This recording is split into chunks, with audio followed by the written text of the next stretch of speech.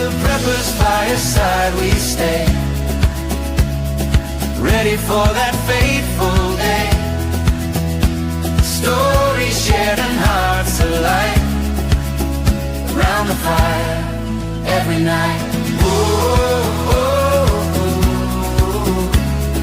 oh, oh, oh. Hello, everyone. Welcome to the Preppers Fireside. Steve thought the intro was much longer than it was. That was the short version of the intro, Steve. Should have warned you about that one.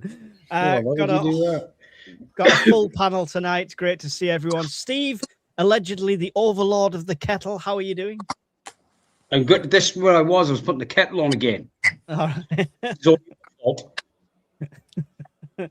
Excellent. And Philip joining us from the Highlands. How are you doing, Philip?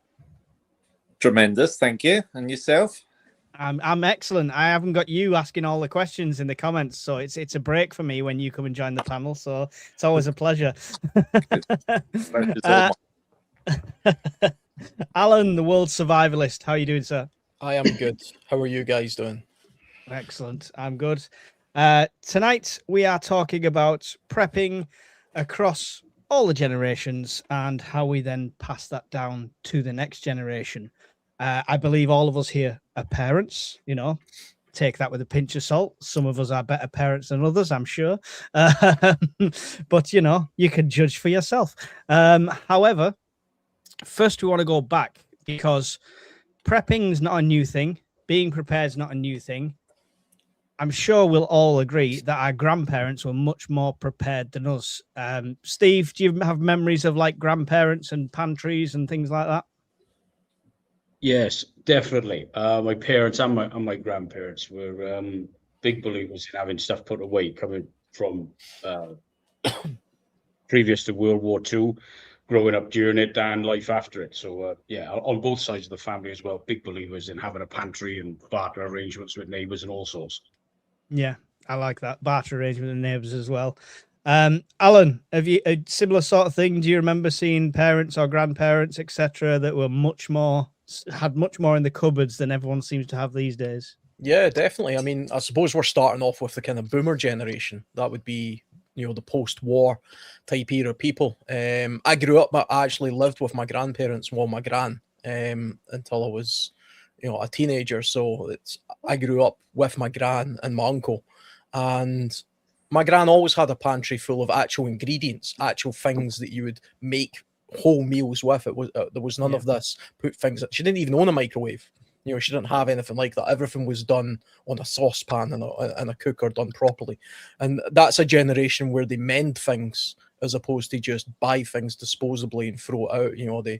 They're a lot more prepared that way. But they would never have seen themselves as preppers. They would have just thought that was common sense. Just the normality Just normal, of the time, right? Yeah. Philip, similar sort of story for you, like with parents and things? Okay, so my grandparents passed away when I was young, so I don't really remember. And my mum was a social worker, and my dad was an accountant. They weren't really interested in this at all. And for me, my family history was quite dark, but I think that shaped and molded my personality to be extremely driven. And when I'm in, I'm all in. And every family setup is different, and you have to take what you can from it. So they didn't prepare me in terms of they were natural preppers, but the trauma that was projected from my family background has made me and molded me so that I go further than most. So yes, in a way, I am. That's a different perspective, definitely. I mean, just to the generations before, though, do you think they just generally shopped more in bulk and had more in the cupboards than we see the generations now? If we talk about it generationally rather than at a personal level? What I do remember about my grandma is that she loved her biscuits and she loved her blankets. So she had a lot of both. So in that sense, yes. Well, there you go. A lot of blankets. That's a good prep no matter what. Excellent. So, yeah. So, and I think it kind of petered down in my family anyway. So my granddad was like the ultimate prepper. Like nothing would ever be thrown out. You might call it a hoarder, but he would wire every plug himself, do absolutely everything himself. When there was a blackout, all the other families were in darkness. He'd wired a TV up to multiple car batteries and all sorts. He'd done some really obscure stuff. And then my mum was kind of like that, but it had filtered down. And then if I look at my brother, because he's not a prepper like me, it's filtered down again to this just-in-time living. Is that purely through convenience, Steve, that people have just stopped this keeping food in cupboards? Do we even need kitchens anymore? I think to a degree, yes. Depending on where you live in the country, you can get same day delivery. You can get deliveries of various things within a matter of hours. You've got click and collect on a multitude of things, especially food and daily household items. Definitely. I have siblings that think I belong on another planet because nothing's ever going to happen, and they go shopping every night of the week. Yeah. Because they say to me, well, how do you know what you want to eat on a Thursday? Well, it's not like I've got a food diary pinned on the wall. I don't want to go shopping every night of the week. I don't like shopping anyway. I've got to interact with various creatures that class themselves as part of the human race. But there's having everything at your fingertips is a double-edged sword. It's wonderfully convenient, and at the same time, we can become lazy. But there are those in society that have not been brought up with having a pantry or any sort of vision on self-reliance at all. So they don't know any different. They might have a bit of an uphill battle when they open their eyes to see that everything is not as rosy or as smooth flowing as it appeers to be.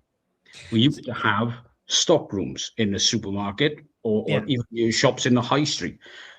They used to have the loft or a warehouse bit above the shop floor, and then at the back, and now it's a case of it comes in off the lorry, goes on the various cages, and it hits the shop floor, and the boys and girls put it out. And how many times have you been in the shop and said, have you got any out the back? And they just look at you and say, if it's not on the shelf, it's not here. Just empty cardboard boxes out the back now, isn't it? Out the back now is literally the transitional space between the delivery lorry and the shop floor. Yeah, there's not really many overages and stuff. It's interesting you mentioned the siblings, because like I say, I've got the same sort of thing where I've got a brother who doesn't prepare. What do you think? I mean, have you had that conversation with them? Have you tried to steer them? And the answer I got was, that's why I pay taxes. And so the government's coming to save us. I decided that I would break the habit of the last 30 years of trying to educate this person and said, okay, how's your car? Yeah. Move on to something else quick, because it was just going to be a round and round and round a merry-go-round, and nothing would have come of it apart from just wasted oxygen. What do you think the difference is then? I mean, how are you so into prepping and they've not? Your siblings, you're brought up similar sort of ways, similar sort of environment, similar sort of impressions. What do you think forked that road? Growing up, we have different lifestyles because there's a number of years between us. My siblings have traveled a little. I didn't go to college and things. I served, and I went to some wonderful places with wonderful people and some not so wonderful places with not so wonderful people. And again, I did it after I left the service as a contractor as well. Mm-hmm. So those things reiterated or reminded me of, you're not always going to have milk and sugar with your tea or your coffee. You're not always going to have running water. And even when I was in a uniform, things weren't always wonderfully smooth. You had to depend on each other or on yourself to make things happen. So, some people choose to stay in a nice, safe environment. Others choose to step out of it every now and again and see what's going on in the world. And I think it's a healthy thing to step out of your realm of safety to educate yourself. Definitely. Thank you. How far you want to step out, mind is between you and the reflection or your subconscious. Excellent. I mean, thank you for sharing that with us. That's great. New City Prepper, thank you very much for the $4.99 super sticker. It's really appreciated. Alan, have you got siblings or people of the same generation within your family that prepare or don't prepare? I've got a younger brother and I've got 2 younger sisters. There's sort of 2 years between sort of all of us. I'm the oldest. From a prepared point of view, I mean, my brother is, I suppose, as close to my way of thinking of all of us.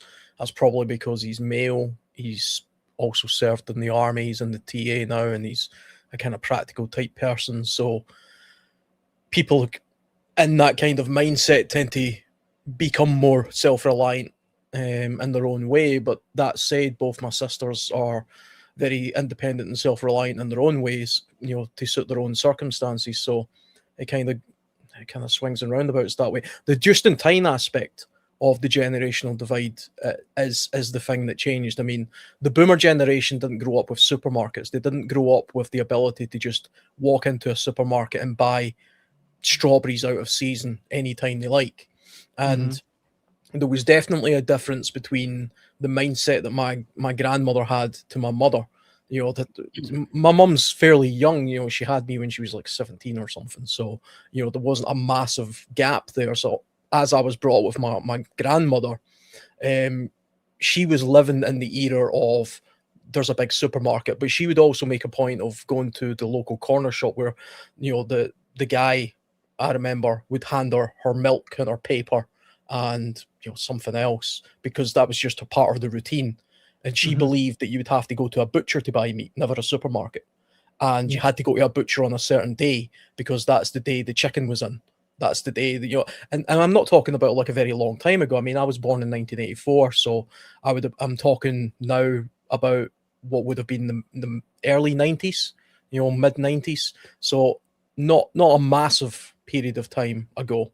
But there was still people in that kind of mindset, that kind of way of thinking. And that is lost a bit now, because I mean, I'll give you a quick example. I've got an air fryer, and you have those paper things that you stick in the air fryer, those grease-proof paper things that you're supposed to, that I don't, and just I get them. I get them. I ordered 2 packs of them this morning at 9 o'clock. They arrived today, about 2 hours ago, from Amazon. You know what I mean? It's incredible. Yeah, it is. And that's why people don't prepare, because they don't think they need to. They think they can just order something and then, 6 hours later it's on your doorstep. And that is the case at the moment. You know, and that's what people, just don't grasp. They can't imagine a world where that's not the case. Phil, you're out in the sticks a wee little bit, a bit further out than a lot of us. Can you get air paper fryers if you order them this morning by 2 o'clock? Have you got the just in time there? Yeah, just in time is not quite in time always, because it's a bit further away. It sometimes happens, not really on the day, maybe the day after. Never on the day, and usually quite a few days. Convenience, the just-in-time model, it was introduced to reduce costs and increase profit margins, and I get why it was there, but it's bred a generation that's used to convenience, disposable goods, zero inventory, zero waste, and zero clue for me. No, you're right. Yeah. Unfortunately, it's a generation that's lost the skill to, just lost lots of skills in general, but the resilience factor has gone. And no matter what you think of Trump and all the crises like pandemics and so on, the one thing that's the flip side of those sort of things that people talk about is that they encourage you to think and to bring back resilience, because the supply chain's disrupted by tariffs, for example. That means that you have to look elsewhere and you have to get thinking outside the box, and disruptions create resilience. So Yeah. you can make well, it, but it makes You'd like you, to think so. Yeah. You'd like to think that they make resilience. But I mean, Steve, your siblings must have been through COVID. They must have been through the petrol strikes when the shelves started to empty out and when we had fuel shortages and stuff like that. They've lived all these things, still not preparing. Or why aren't people learning? Why is burying your hand in the head in the sand such a thing for this generation? It's in the past now. It's done. It's over. It won't happen again. Everything's back to normal. Said that after my third marriage. Yeah, I did broach the topics, not on a basis of haha, I told you so, you're not having anything of mine, get lost. That came later. But I did broach the topic, and the answer I got was, well, everything's okay now. Well, yeah, everything's okay now, but don't you want to like preempt the next one? Because there will be a next one. Mm-hmm. Always a next one. So, but the government that they pay the taxes to have obviously learned from the last one, so they'll be more prepared for us. yeah. We live in the same county, so I don't know what they're seeing that I ain't. But I don't know if it's maybe it's more difficult because they you know them, their family, whatever.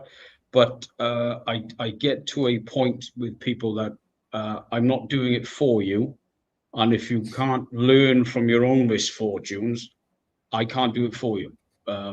Especially when you're a grown adult, I can't do it for you, and if you're not willing to learn, well, there you go. You're a grown adult. There's definitely something in what Phil was talking about the built-in resilience factor of what's happening in the time. So the boomer generation lived through rationing and fuel shortages and strikes and things like that.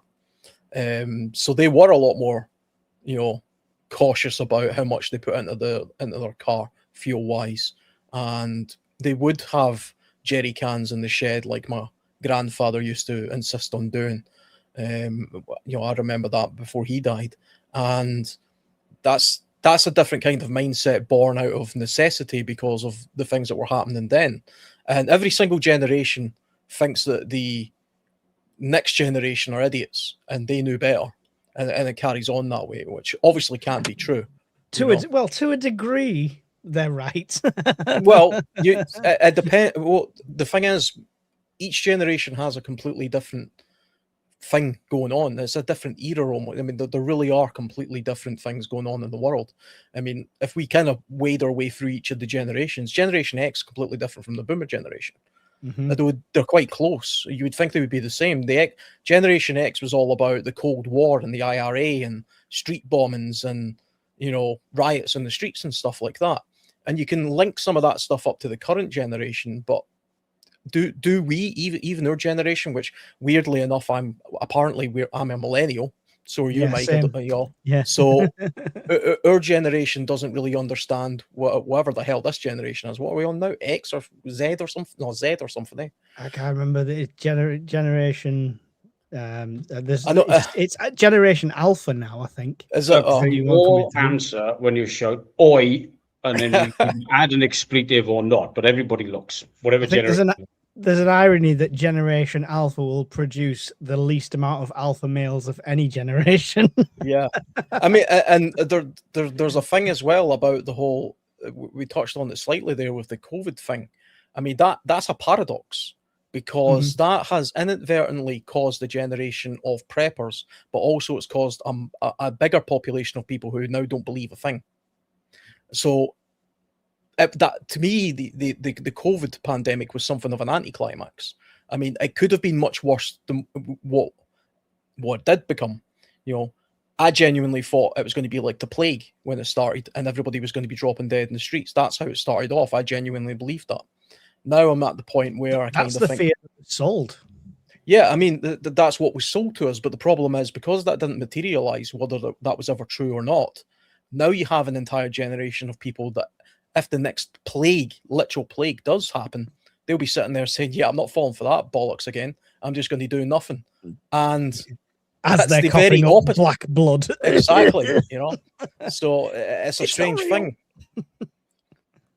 Yeah, no, you're right though. It's we've bred that naivety, right, in a way, by overselling everything. Like, I mean, World War III is on the brink every year for the last 5, 6, 7 years, right? Soon that'll become the boy who cries wolf. Until we see metal cigar tubes in the air with fire coming out the back, we won't, you know, we won't believe it until it happens, or a lot of people won't believe The it sad happens. thing about it is, though, I mean, as people who follow this kind of thing, as preppers, if you like, we know that eventually it will happen. That's the thing. It's really just a play for time. It's not the case that, yeah, you know, pandemic, you know, is unlikely because we've got it out of the system. It wasn't as bad as we thought. No point in thinking about it anymore. But we know for a fact that there will be another pandemic. We don't know when. It could be 100 years from now. It could be tomorrow. But it will happen. So it's worth thinking about. It's worth preparing for. But there's entire generations of people now, or an entire generation of people now, are just thinking no, you know, because they're binary in their thinking. You know, there are some people who will prepare based on their politics. You know, Yeah. And that to me is insane. Yeah. Phil, as kids, me and Alan, as millennials, still had scouts, still had physical education, still had camping, still had all this stuff going up. That's slowly, I know Scouts 2 still exists and cadets still do, but it's definitely becoming less trendy and less popular. You think the generations coming forward, like that Generation Z and stuff like that, and so on, Alpha, whatever they decide to call the next one, Generation Fucked. Do you think all of them, it's going to get more and more reliant on this system? Are they not making the rod for their own back? It's still there. The options are still there, but you talked about the next generation thinking, are they idiots? Well, they're clever in their own ways. They've got technical skills with gadgets that we are really jealous of, and they've got different skills. COVID has unfortunately reduced the social skills, so that's going to be interesting in the years to come. But also you've got TikTok and the likes of social media that's skewing things massively. And you talk about, are they idiots? Well, some of them genuinely are now, unfortunately, because they've got short attention spans. So they're kind of idiots and savants at the same time, because they've got amazing skills, but they're also idiots. So it's a generation of extremity to me. And so if they go to things like Scouts, I wonder how their attention span is in Scouts, and do the Scout leaders have to kind of have fidget toys and gimmicks to keep them focused? I'm not a Scout leader, but you can only earn a badge if they can teach it you in 30 seconds or less. Then you scroll to the next Scout leader.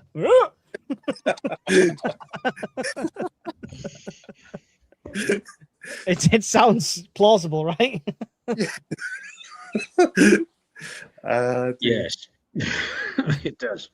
Let's pull some comments in on this, because we have had a few comments. I have been starring some of them, guys. I'll try and get to as many as you can. Use capitals, use question marks, and I'll try not to miss them. Big thank you to Bar. Shout out to him, because he became a member today on the channel, so appreciate that as well. Sylvia Kate, I only knew my grandmothers as both of my grandfathers died young. Both grandmas lived on a shop every few basis, and they went through World War II shortages in Europe. I think some of that generation. Oh no, there's follow-on dots. I didn't start the follow-on dots, so I'll try and find that anyway. But yeah, she's probably saying that some of that generation were exactly the same in a way. I'm the eldest of 4, 27 today. 27. Past your bedtime, isn't it? Getting old now. My 22-year-old brother doesn't prep. My 19-year-old brother is massive on prepping, same as me. And then my 18-year-old brother is more of a bushcrafter. I mean, that sounds like you've had the right upbringing there, Lewis. But I assume you break the mold for that generation. It's definitely a lot less common. So, but thank you for sharing that. Andy Pandy, myself and my partner into prepping and stocking just because we ran out of baby formula once and couldn't buy our usual brand for over 3 days. I mean, that's that if it gets you started in the prepping journey, brilliant, no problem. But yeah, think about it. We'll talk about supplies for children shortly. Oh yeah, there you go. The "it won't happen again" delusion seems entrenched in many people. That was the end of Sylvia's comment. Thank you for that. Because the news constantly pumps out ever increasing distracting topic, change the news scandal or etc. Yeah. Understand their question. Why do people want to get supplies last minute or wait for the lines now? Didn't you say that in Shadow? I feel like I've got deja vu. I'm sure you asked exactly the same question in Shadow's life. When you've lived in, oh no, so Steve's going to read this one for us. Go ahead, Steve. Is that somewhat racist? I'm not sure anymore. When you well, I'll give it a try. When you've lived in Clongowak, Clanruadh.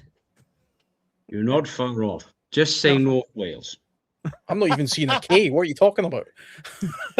Double L is Cla. Oh, okay. Yeah, double D is TH, like Gwyneth. I lived in the county Gwyneth. Very strange. I don't know. I lived in Blaenau-Festiniog in Gwyneth.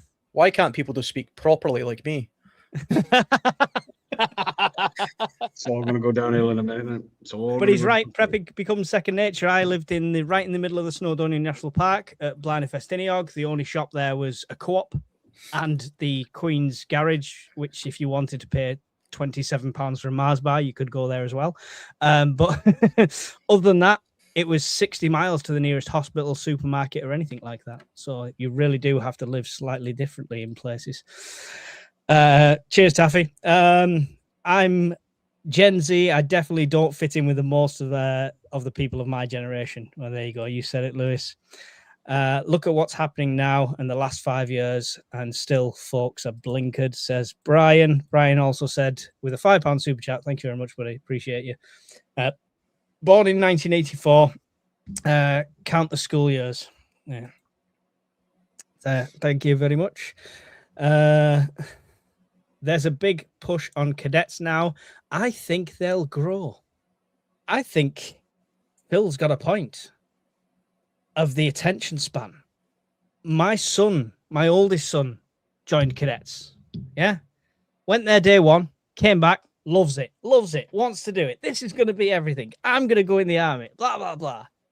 Paid for the boots, paid for everything else he needed. 2 weeks later, I don't want to go. I don't want to go. I hate it. I don't want to go. I don't think they've got the attention span for it. Steve, cadets, scouts, going to be a thing of the past, you reckon? I know the numbers are a lot lower than what they used to be when I was that age doing those activities. When I'm just reading some of the comments from earlier, somebody mentioned that the scouts can't do half the stuff they used to. I don't know exactly what they can't do now, but I do know that health and safety plays a massive part in some of these things.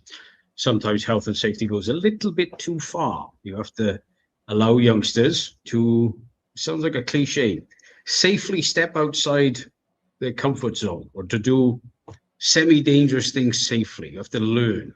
I'm not saying you should allow them to put sharp objects through their hand and say, ha, that's sharp. We don't do that now. There's laws, apparently. But again, I think a lot of it comes from too much time with a screen in their face. Mm-hmm. How you raise your children in your own house is your own affair. But when I am out and about and I see 5 and 6 year olds with one of these in their face and not talking to their parents, or they're walking down the road FaceTiming people like this, and they walk straight out into the road. Mm-hmm. And they're amazed that they're not squashed like a pancake. But then I often see parents, both parents, like this, and their children are like it. There's no interaction at all. They go into a restaurant and they ask for a table near a plug socket so they can plug the iPads in or the tablets to be plugged in, because the children or a grown-up or an elder child might kick off that they can't have their electronic device while sat at the table. Again, each to their own of how you raise your children, but it will come back around. Remember, they will choose the old people's home you end up going in. But even though they're distracted by that phone, make sure you buy them the latest one so they repair you. Yeah. But I think we had glossy magazines when we were kids, didn't we? Of how girls should look, boys should look, how you talk to each other, and it's evolved from the glossy magazines now to being, constantly plugged in. It comes at them. Parents have got an uphill battle, but they get influenced by a lot of good things, but influenced by a lot of bad stuff as well. That's what you see often, all on the phones. Yeah, what's the point in going out and wasting money like they're doing there, having a bottle of plonk with their mates if they're just going to sit there looking at the phone? I mean, I've been to places before now that grown adults around a table, nobody's talking. They're all texting each other around the table. Could have done that in my house, in my pants. Yeah. I do wonder if that's changing, though. I mean, it might just be what I'm seeing. But I am starting to see a slight shift away from certain things, like certain social medias. Facebook is almost a thing of the past now for the younger generation. That was the main thing when I was sort of, I don't know, in my 20s or something. Everybody, you had to be on Facebook. Now that's just a thing of the past. Me personally, I got bored of social media. And that's after years and years of being on it. YouTube is the only thing I continue to be on, because that's a different kind of social media, especially if you're a content creator. You're far more involved in that side of it. But I mean, the idea of me sort of just skimming through Facebook now, it's unbearable. I couldn't do it. I do see my son sort of when he goes on YouTube, though. He interacts with it differently from me. He will go to the short videos, which I can't stand those bloody things, but he loves them. And he doesn't even wait for them to finish. They're only a minute long, and he skips through them, and I'm like, you're not even watching it. But the information that the current generation is getting bombarded with, that's why their attention span is so short, because they're literally being bombarded with it at a speed that's uncomprehendable. It used to be the case that people thought that 24-hour news cycle would be devastating because we were being continuously fed the mainstream media news cycle. And that was the case for a short period of time. Now the mainstream media can't keep up. You see a story on the BBC and you're like, yeah, no, I heard about that on YouTube like 2 days ago. Do you remember the good old days? Do you remember the good old days when at the end of the night a channel would shut down? When that was the end of programming for that night? Teletext would come up. Yeah. Oh crap! And now I've got to be social with the family. That's what they... National anthem's on. Alpha stood up in the corner, chopped one off, and it was time to go to bed. No, I think the attention span's a worrying thing, but I mean, someone said there, forest schools are popular now, learning safety from preschool age, always outside, cooking, and mini bushcraft. I've seen that half with like my kids' school, but it was like, identify this leaf, now draw this leaf, and that was it. Forest school had finished. I was like, all right, okay. So I think it depends on your area, and yeah, my son had play-based learning for a long time, which, to be honest, they kind of pushed that to the point where it was obvious the teachers were just using that as an excuse to do bugger all, in my opinion. There's play-based, and then there's off you go and play in the sand while I sit here on my phone, which is what the teachers were doing. What have you discovered? Sand's not edible, miss. What have you discovered, little Johnny? It wasn't sand, it was a cat litter box. It's the kids not wanting to get outside. That's the thing that concerns me. See, when I was young, being told I had to stay in the house was my punishment. That was the punishment. You know, it's like, what do you mean I can't go outside? Literally being inside was grounded. It was like absolute torture, especially for somebody like me who was obsessed with the outdoors from a very young age. So even if I had access to my room or my you know, I had a Commodore 64 when I was very young, and then the Super Nintendo, I think, after that. Even if I had that, there's only so much Mario I could take before I needed to get outside. So the prospect of being indoors was nightmarish. I can't get my son to go out now. You know what I mean? I have to make him go outside, and he isn't at the stage yet where he goes out and plays with other kids. And to be honest, he's 9. I think that's too old to not be doing that. You know, maybe I'm wrong, but I was certainly out long before then, and I don't think things have changed. When the street lights come on. Yeah. I mean, I don't think it's a more dangerous world now. I just think it's a different world. I don't think it's more dangerous. I think the dangers are more advertised. I think the dangers are in the media more. Yeah, we hear about say, oh, well, there's a lot more wrong uns these days. I'm like, look at any TV presenter from the 70s. It was bad then as well. But there's also the thing. Yeah, I mean, there's also the thing, when I was kind of that age, you could just go out with your bike or a football and walk into any street and find kids your age and kind of just join in. If I drive through the streets now, I barely see a kid. You know, they're all indoors on bloody PlayStation or whatever. Yeah. Or out robbing. At least they're getting fresh air. And exercise. It depends on how good their connection is. They might be on nailing the daylights out of your crypto wallet and whatnot now, isn't it? You know. Potentially. What did you say there, Philip? I haven't got one. I got 2 kids and a wife. I haven't got a wallet. Never mind a crypto wallet. Can tell you what a crypto wallet was. I've got a crypto wallet. Isn't that just an imaginary wallet, like what you wish you had? Is that like the one Superman's got? Yeah, you give them real money and they give you an IOU. Yeah, pretty much. That's the Bank of England. Sorry, Philip, what did you say? Yeah, no, I was just thinking there is more of a disconnect with nature these days, because there is less of it because of urban planning and building. There is less. I mean, the days of going and playing in fields are less and less because the fields have been built on. The population has grown and there's less green space, and so there is a disconnect. So there is less opportunity for going out and playing out in nature, and therefore with technology advancing and lack of opportunity, it's kind of inevitable that this pattern was going to happen. So you kind of have to force it to happen by, like you said, pushing them outside to get it to happen. And this is where the forest schools and scouts and anything that helps push that agenda of connecting with nature and learning, coming back to the old ways and the old skills is a good thing. Yeah. I mean, Steve, is it worth the battle if you force them to go to scouts and they hated it after a week and really wanted to just stay at home and play on their Xbox or the PlayStation and stuff like that? Parents seem to give up very easily. I mean, I've seen so many new parents, and I'm often near the maternity wards, but I've seen so many new parents that have, they're like, I'm only going to give my children educational toys. My child's only having wooden toys. Them same parents, 6 months in, are like, give him the fucking iPad. Just give him the iPad. Put Blippi on.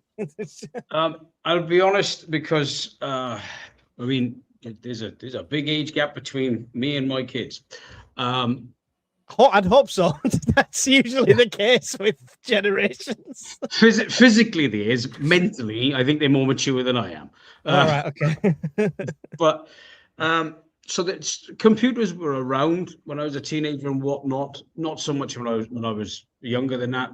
But yes, you always knew where each other were, and somebody had a ball of some kind.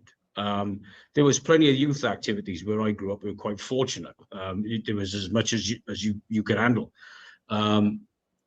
Depending on where you are in the country, you might have to look a bit further. But I openly admit, in the mornings before school, the tablet goes on, and my kids do watch a couple of cartoons.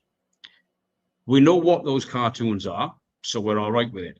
It helps while you're getting the morning routine done. Cup of tea, go and have a wash, brush your teeth, but there is a set amount, it's a set time. Then it goes off. There's no negotiating, because now it's time to get yourself washed, dressed, your brush your teeth, get your hygiene routine on before you go to school. That's it. Then there's cartoons are done then. It's time for get your head in school mode, you know.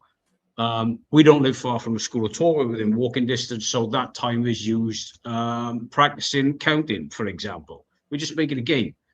And again, when they come home, there's only a certain amount of screen time. It does help when you are trying to finish things you were doing before school pickup. I openly admit that. But I think as for when it comes to getting them involved in youth groups and various activities, and it might just be outdoor activities with their parents, you gotta be able to sell it. You got to build it. And so it sounds a bit nasty saying this, but you have to take a leaf out of certain media organizations' books. You've got to build the narrative and start building the story of why something is interesting and good fun. Kids will get to an age where mum and dad are no longer cool. They were born ancient and know nothing. They're normally about 3 when they do that. You were never their age. Right? You were never their age. But you've got to generate an interest somehow. And sometimes they have to learn, as we do as adults, you have bad days. You will have a bad evening at cadets or scouts or martial arts or down a youth club, whatever. You'll get your playground politics. You get it in the workplace. It's horrible saying it, but sometimes it's necessary and it's character building. They just have to know that you're there to comfort them as long as they're in the right. And I get some stick off parents for saying that. I won't sit there and mollycoddle one of my kids if their teacher told them off because they were doing something wrong. Mm-hmm. I'm not going to go and start a war with your teacher because that teacher told you off because they caught you, fooling around, climbing on tables, launching things around the classroom. I'm not going to go and have a go at that teacher. Yeah. I'm probably going to have a go at you as well because everybody likes a 2-for-1. Yeah. But that's how I was brought up. So yeah, that's legit. But I think if we can get them involved in things, and sometimes you've got to have, like I said, a bad night on the mat in the ring, wherever your youth club or organization meets, you get it, but you have to push past it. But again, if it's a constant thing all the time, then as a parent, you do have to look into it and say, right, okay, why are they coming home in tears, or it's the same thing every however many nights a week your gathering is. Why are they always miserable? It's time for you to ask a question. Phil, the mollycoddling, as Steve says, it's changed through generations. I mean, to the point where at school you'd get the cane and stuff like that, and then when that kind of stopped, they would tell your parents, and your parents would give you a good idea and stuff like that. And now that stopped. And I get that this was implemented to protect children from abuse, people abusing that. But is it also scared parents into not being able to discipline their children properly anymore? Is that the issue more than anything else? Is that there's no attention span? If I had a low attention span, I'd get a clip around the ear hole, and that was pay attention. Okay, so smacking laws are there for a reason, and I think it's a good reason, because we shouldn't be trying to breed a generation that is used to violence and uses it, because it's not right until extreme situations like you're in the army or self-defense. That's quite extreme. So I think the premise is correct. However, I think the woke agenda, everyone having rights, has gone too far, and no one knows where they stand anymore. And there's too many rights to the point where no one really is comfortable in their own skin, unless they're old school and old fashioned. And unfortunately, you have to get comfortable being uncomfortable these days. It's really tricky. It's unfortunately we are in an era where it's very tricky, and also the number of children in families is going down, and that means they are going to be mollycoddled because Not in my family.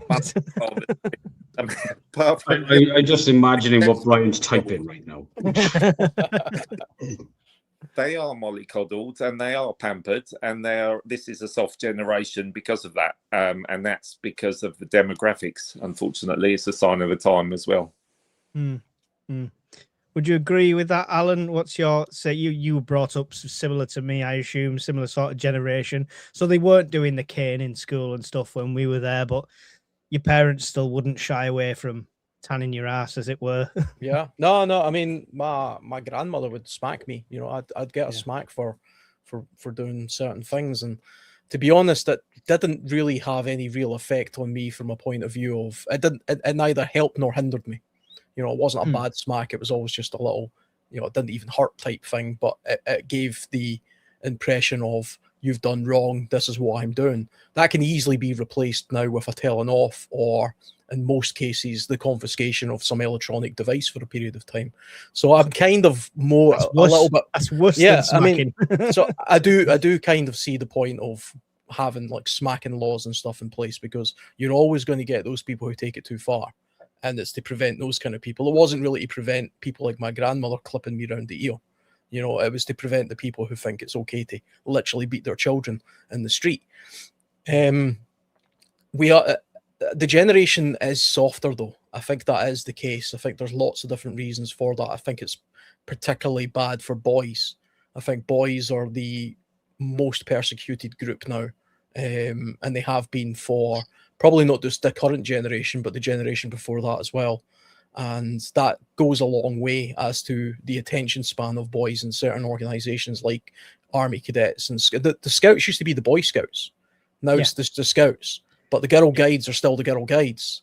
You know, there are no spaces now for boys just to be in all boy groups, because they've done away with that. But there's plenty of spaces for all girl groups. And boys need... I'm a big believer in the fact that boys and girls are different, which might be a shock to some people, but they are. They think differently, they act differently, and they need to be in spaces where sometimes it's just them, and it's hard to find that. I mean, I'm kind of going through a similar thing now. My son was in the Beavers and then the Cubs. I kind of pushed him into those things. He liked it for a while, and this week he complained to me so much about going to the Cubs that I then didn't see any value in forcing them to go. I don't believe in forcing children into things. And so this week I've pulled him out of the Cubs. But now he's talking about wanting to join other clubs, jiu-jitsu, gymnastics for some reason, and other things. So that's fine. I'll explore those things, and eventually he'll find his own thing. There's no point in precariously trying to push him in the direction that I thought I wanted to do when I was younger. Because when I look back now at my own childhood, I was in the Anchor Boys, the Boys Brigade, the Army Cadets, the Sea Cadets. You know, I bloody joined everything. But that meant I also left everything. I was in it for a few months. Then I would leave and get bored and join something else. And that's kind of just what we did back then. You were doom scrolling clubs. I was doom scrolling clubs, yeah, because, you know, I would get there, realize that they weren't doing the thing that I wanted to do all of the time, and I would get bored of it and move on. And that's kind of the kids have got short attention spans. Why are you leaving the Army Cadets, Alan? Because they weren't killing people. yeah, they were boring me about marching and looking nice and presentable. What's that got to do with running around the woods like Rambo? Yeah. You know, it's kind of just the way it is, I think, with all kids of all generations. But there's definitely a softness going on. But then again, I mean, I listen to a lot of other podcasts where they talk about a pushback on that. I mean, there's the whole thing about like the manosphere and all this kind of stuff, which is boys who are getting to, or men now who have got to a point where they've been told that they're worthless and they're the bad people, and they're starting to now reject that and push back and say, you know what, up yours. You know, we're going to join our own club. We're going to make our own club now. We're going to do our own thing, which is why you see an increase in things like martial arts and things like that. You know, I do jiu-jitsu, and the kind of people that I speak to at jiu-jitsu, you know, they all kind of think along those lines. They're there because they literally want to be part of a club that is with like-minded people. There are women in my jiu-jitsu club. It's not an entirely all-male thing, but it's very much grouped to one side. And people there all generally kind of think and act the same way. Cool. Well, thank you. I think we've established the old generation prep well and the young generation are screwed.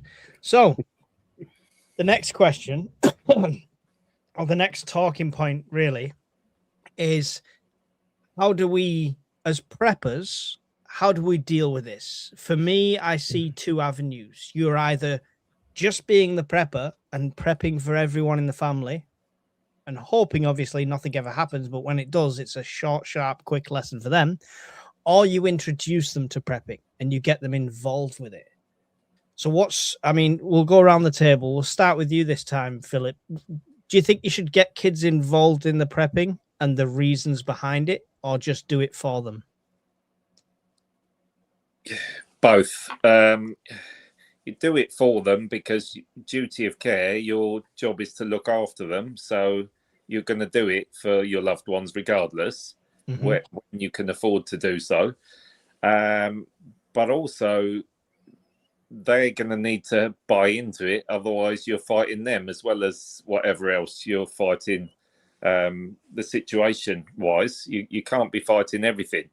So you want buy-in, and for that you have to prepare them and introduce them so that they're willing and they're interested and they know what to do with the preps and where it is and how to do whatever skill is necessary.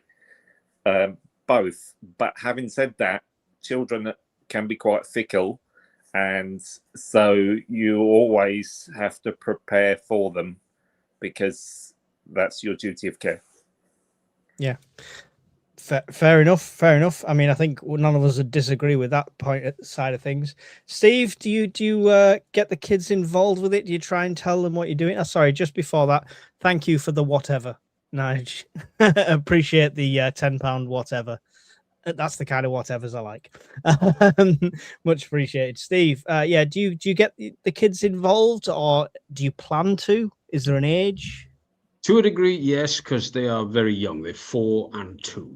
So I get them involved. Should have jobs. Chimney sweeps at 4. Perfect size. Well, they can sing and dance, so, better than I can, and they can fit up the chimney better than I can. So we might be onto something there. You can do the website for it. There you go. You might need a VPN, mine, because they won't allow. They won't be into sticking 4-year-olds up chimneys in this country anymore. Best download it now before the government bans the VPN. Anyway, right. So before I wandered off on a pathway there, I do get them involved. They love to help. They love to help. So if I am pulling boxes around and pulling things out, I say help. Or I give them a job that I build them up that they are the only one that can do this job, and Daddy really needs help. I need your big brain to help Daddy count all these things. So now we're using a bit of grey matter as well.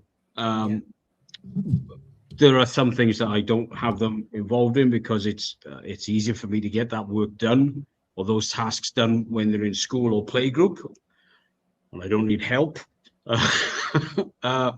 But yes, and when they are, as they grow, I will explain various things to them in a way that they'll be able to understand. But my wife and I fully intend for them to understand why we put things away, why is food in this place or that place, and why this and why that. Why has Dad got 3 of those when somebody else's dad doesn't have any of those? Just to simply understand. Why do Mum and Dad go to the petrol station when they've got plenty in the car? Well, Mum and Dad don't think half a tank is plenty. Yeah. Just taking that as an example. Why has Dad always got food in his van? Well, Dad's a greedy git. Why does Mum keep 6 bottles, 750ml bottles of water in the boot of the car? Thirsty, ain't you? I thought you were going to say wine. Then I was saying that's because of Dad too. that too. Yeah. Why's Mum got a bell that says ring for prosecco? Well, Dad's come up a day early. Ding, ding, ding, ding, ding. But just little things like that. We have we have a collapsible child's potty. Because anyone who's going through the toilet training with their kids, you need them everywhere, right? You can go to the toilet before you leave the house. 10 minutes into a car journey, Mom, Dad, oh, here we go. And the side of the road is not always a good option. And people have said, so why do you have one of those? Well, it's frowned upon taking a number 2 in Lidl's car park these days. Society's gone downhill. I'd let them take the number 2 if Lidl refused them to use the toilet they've got in there. Yeah, okay. Lidl's, but then sometimes you can't get across that car park quick enough, can you? No. But either way, that's why we've got one, love. Mm-hmm. You don't want to have wet trousers all day, do you? Yeah. So, you like see, explaining the little issues like that rather than saying we're doing it all because Putin's coming to get us. You don't. Yeah. Dad, Mum, Dad, you went shopping 2 days ago. Why are we in Home Bargains? And why is Dad, looking taking photos, 1 million photos in Home Bargains? Yeah. why is Dad pushing a Costco trolley like Conan on the Wheel of Pain? Well, because I think Russia's going to bomb us from here to the Stone Age, love, and Iran are now mates with China. And if we go through the Strait of Hormuz, Dad will have to pay more for his food. No, I'm not going to do that. I can't. I have trouble explaining that to myself, so I'm not going to do that with a 4-year-old and a 2-year-old. They just think it's great that Dad is looking like he's about to have a hernia or slip a disc, pushing this trolley around Costco, trying to avoid 500 other people. Sounds fun. They just have fun. They're out on a shopping trip with Mum and Dad. They're having fun, aren't they? And if they're good, they'll get sweeties or something. Yeah.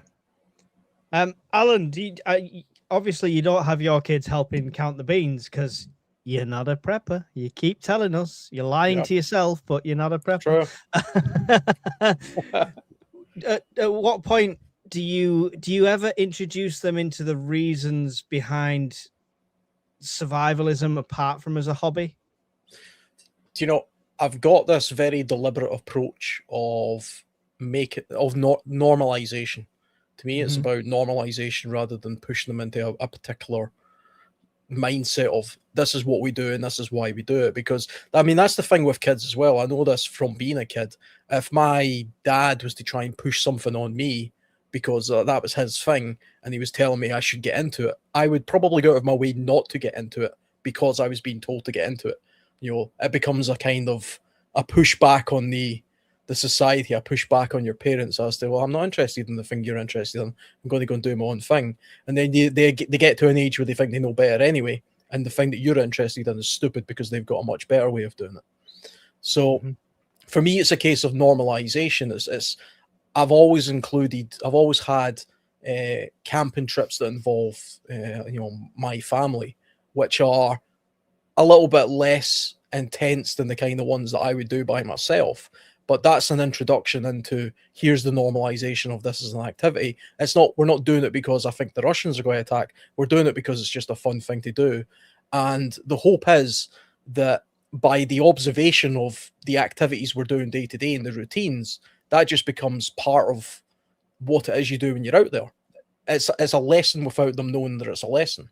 My son's been camping, dozens of times now with me. He's never camped on a campsite. There will be a time where he gets to an age where he probably goes with his friends to a campsite or something, and he'll be amazed that, like, what the hell is this? Why are we camping beside all these other tents on a field? This isn't camping, because the normalization of the kind of style I camp is going to be ingrained in him just as part of his upbringing. And you tend to find that people who are the most resilient, the most prepared for things when problems arise, it's not because they were, it was drilled into them as a child, like a drill sergeant. It's because they grew up and they just happened to be in an environment where they happen to know how to go hunting or camping or fishing or farming. They grew up in that household and it kind of rubs off on them.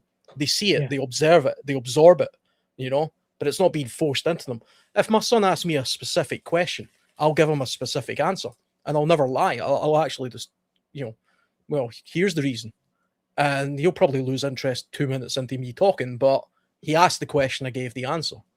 And if he becomes interested in that in the future, then great. If Sit not, down, then, kids. you know. I'm going to give you an Agenda 2030 lecture. It's going to take 45 minutes. Yeah, I mean, there's a little bit of philosophizing with it. I mean, I've got a whole philosophy as to why I think, survivalism and wild camping is the way to go with things. But I mean, people do have different mindsets and different ways of thinking, and your children aren't you. This is the thing that I'm learning. They're not. You can't precariously live through them. It's kind of like the old school. The parents that force their kids to be piano. You go to piano lessons 5 times a week in the hope that they're going to be great pianists, and then the very first thing they do when they get a bit of autonomy is never go near a piano again in their life. Yeah.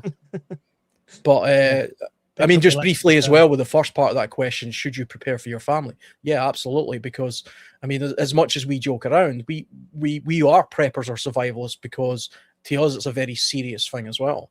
If the things that we prepare for and think about ever materialized, I mean, the whole point of our existence is to prepare for those things and protect the people around us. And also, I mean, kind of selfishly as well, there's no point in you just being prepared and having all the knowledge and all the gear, and your wife and kids having nothing and no knowledge, and you saying, well, I told you so, Well, you're going to have to now divide your stuff with them now anyway, unless you're planning on just bugging out by yourself. So it makes more sense to prepare for them as well, which I do. I have enough stuff that's well beyond my need, but I know I could, my whole household is kitted out should the reason be there. Yeah. Phil, they when they're younger like that, I feel like they're very impressionable. They're happy to get involved, like Steve said. They're just having fun, going out with mum and dad and stuff like that. As they get older, they want to rebel against everything, right? They want to push back on these things. Where does this conversation with them go when it's kids going into secondary school? Them discovering what a doomsday prepper is, or having the mick taken kind of thing, and then they'll completely rebel against it, right? Will have the opposite effect than what we want. Yeah, it does. It does go into that realm where they will rebel. However, they'll soon see the upside of it when no one else has got food because there's a power cut and no one else has got power, etc. They'll see the upside of it. When there's power cuts here, they can last days. And our youngest, she is addicted to technology and she loves power for the technology, so she does see the benefit of it. She now takes a phone with a power bank everywhere she goes, so she might not know it, but she's a prepper. She's prepared, yeah. And she knows things. Occasionally she'll surprise us by saying things that we've talked about, and she does absorb facts randomly, and so she is that way inclined already, and she doesn't know it. It's not conscious. It's like you were saying again, that I keep repeating the same thing that everyone else is picking up on, but you were talking about sensitizing them to it and normalizing it. That's exactly. And when they're rebelling, yes, they're rebelling it because they're trying to find their own way and their own identity and independence, and that's normal. But they do take part of your identity with them, and that's great to see that. Excellent. Right, so shit hits the fan, Steve. Shit hits the fan. Somebody turned off the one generator that's in Wales. You're all fucked, right? The only thing still working is gas TV. So how do you help younger children adjust? Now, you're in a very strict routine, I would say, for a modern parent with screen time. Now, which is great for them not being overly reliant on it. But what about when that screen time is suddenly zeroed out, when there's no power? How can you like nurse them over that adjustment period? I would suggest keeping them busy, but again, I can only say so much about various children. Like I said, mine are 4 and 2. I've volunteered with 10 to 18-year-olds of different walks of life in the past, but keeping them busy is a big thing. But it's easy to say that because parents have to be kept busy to a certain point as well. Because it's easy for parents to get frustrated and there's only so many imaginary games I can make up if you haven't got lots of. You can have tons of board games and card games, but if you're suddenly going to go from screen time, a lot of screen time, to zero, and now 100% board games and card games or whatever, that's going to be incredibly difficult. That only works on a Hollywood movie. And again, depending on your kids and if they've got various what do they call it? What do they call it now? Neurodivergent, I think they call it now. You might have kids that are hyperactive. Some might have learning difficulties. Some might be genuinely little shits. And some might be good kids. So if you've got nothing put by and the power gets pulled, plug gets pulled, you better get imaginative real quick. And sometimes you need to have that bit of space between parents and kids before you try throttling each other. Yeah. So you might have to take a minute and settle yourself down and talk yourself through the potential problems you're going to have. Because we all react different ways. Yeah. My reaction might be, right, okay, all right, let's go and have a look at a fuse box, or let's have a look out in the street. And then other people might be like, the sky's falling. And, within minutes, they're all out in the street thinking, the worst of the worst has happened. So it's, we've got to we know which channels they watch on YouTube. What do you mean, like, don't go there, don't do it. See, there it is, like, goose frapper. That's it. That's the one. Alan, I talk about adjustments when it's like prepping and bugging in. It is purely boredom that the adjustment's going to be. But if your plan as a survivalist, let's say you knew that somewhere was going to be hit nearby, because we all know like targets near us kind of thing, you have the time to get out, to bug out. That's a hell of an adjustment. How does it go from just a weekend camping with dad to this is us surviving now? How do you ease that transition with kids? The way you would ease that is by getting them involved and not lying to them. I mean, obviously, it's highly dependent on the age and the maturity of the kind of children we're talking about here. So in some ways, it would be a lot easier if your kids are 2 and 4, because they're kind of just going with the flow. They have no choice in the matter. They're not, especially a 2-year-old. A 2-year-old, is a baby, basically, and isn't really going to be aware of what's going on. It'd be a lot harder to adjust, in my opinion, if you had a 13-year-old or a 14-year-old than a 6 or 7-year-old or an 8-year-old even. And I mean, that's highly variable as well. It depends on the individual. I mean, I don't really go by ages. I go by the maturity of that child. But I mean, I would keep them informed. I mean, obviously you don't want to install absolute terror in them, but I don't really see how it would be possible for me to hide from a 9-year-old that nuclear war had just started, and that's why I can't get on his PlayStation for the next, foreseeable future. I mean, there's just no way around that. I mean, it would simply be a case of, okay, forget about your PlayStation just now. We've got this other thing, and we need your help. And you give them some tasks, and you give them something to do, and you make them feel part of it, and you move on to the place that you're bugging out to, or whatever it is you're doing. That's your mission. You tell them what it is you're doing and why you're doing it. And as time progresses, that will become normalized. And of course, as they get older, they'll become more proficient, and there'll be more understanding as to what's going on and why you're doing it. And I mean, that really is the only thing you can do. I mean, there is nothing else you can do about it. I mean, you could literally just keep them entirely in the dark, which I think will have a detrimental effect on them, particularly if something happens to you and they're left on their own. You've set them up to fail then. So you have to inform them. Yeah. I mean, Philip, that's got to be the biggest fear as parents, right? Something happening to us in SHTF and them having to fend for themselves. That's probably more and more encouragement to get them as involved as possible. But do you have contingencies for that? Do you have a prepping Bible? I think Brian called it, with a folder with everything they need. If I was that organised, I would have it, but but no. When you talk about fear, fear is a mindset, and fear can be overcome with conditioning. What they say in June is fear is the mind killer. It can paralyze you. So yes, fear is natural, and fight, flight, and freeze. But what you want to, if you're prepared enough, then you'll get past that fear quickly, because you know you have to act. And you talk about boredom, but boredom, studies have shown that it encourages creativity. So if a child is bored, part of me thinks, great, that will make you do something. What are you going to do about it? Because I'm not your entertainment.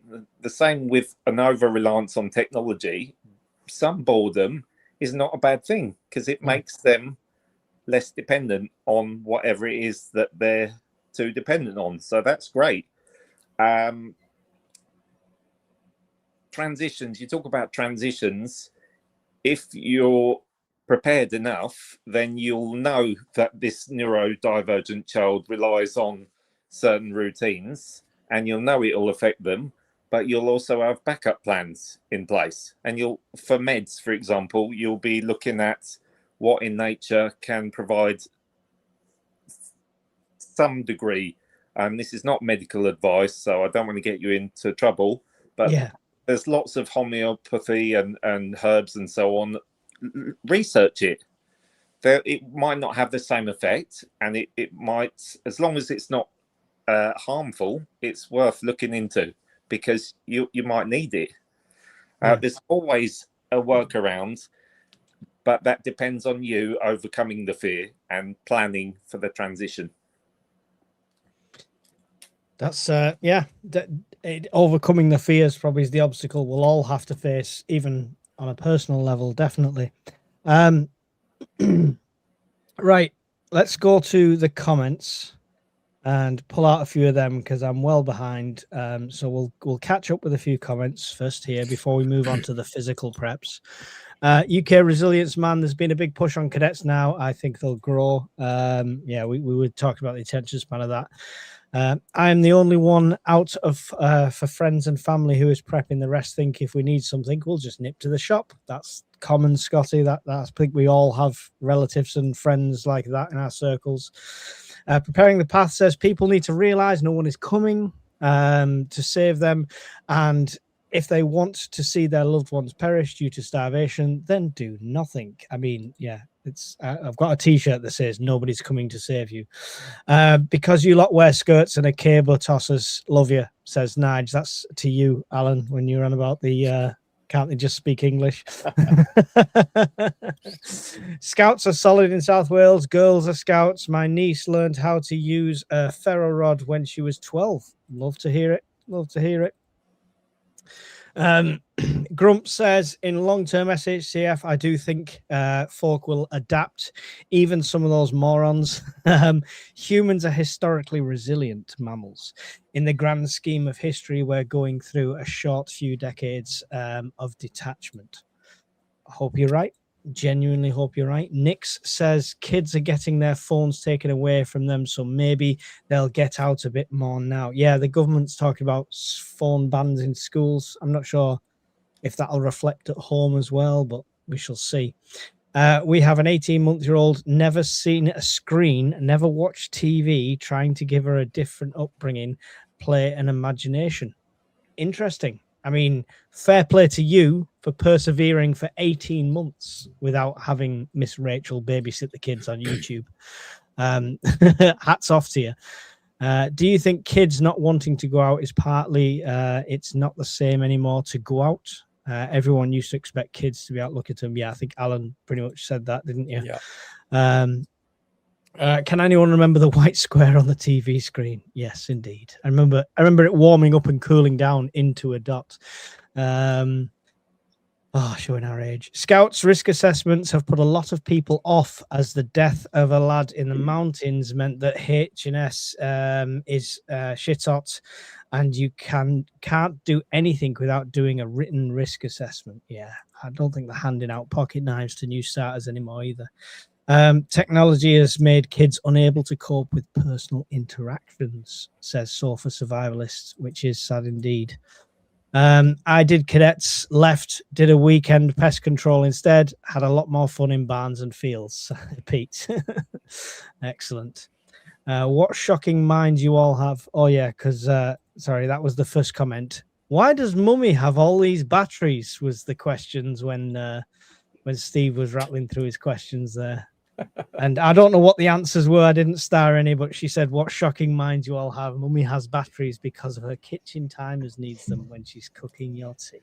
There we go. Get your minds out of the gutter. Get the youngsters used to darkness by getting into nighttime orienteering and navigation. It's a good one, definitely. Why the grid dies under Ed Sandwich Miliband. Gen Z is finished. 1 hour without TikTok and they'll be catatonic in the dark, cold, clueless, and terminally online. Welcome to the Stone Age, kids. That's very bleak, John. That's very bleak, but I'm sure a lot of people might agree with you there. Right, now we'll, if any of you have to go, by the way, desperate for the loo, just feel free to jib in and out if you need to. We're going to go on to the physical prepping side for younger children now, or for slightly older children, what have you. Before we do that, I want a quick shout out for the Scottish Prepper Meet, which is the end of August, the bank holiday weekend in August. I think all 4 of us are going to be there. That's right, is it? Phil, you're booked on, aren't you?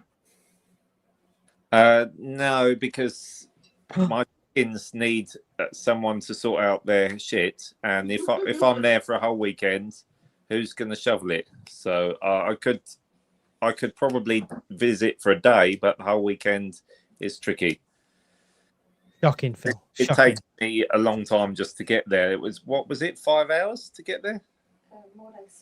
More like 6. But worth every minute, right, Phil? As we're trying to sell tickets, it was worth every minute, right, Phil?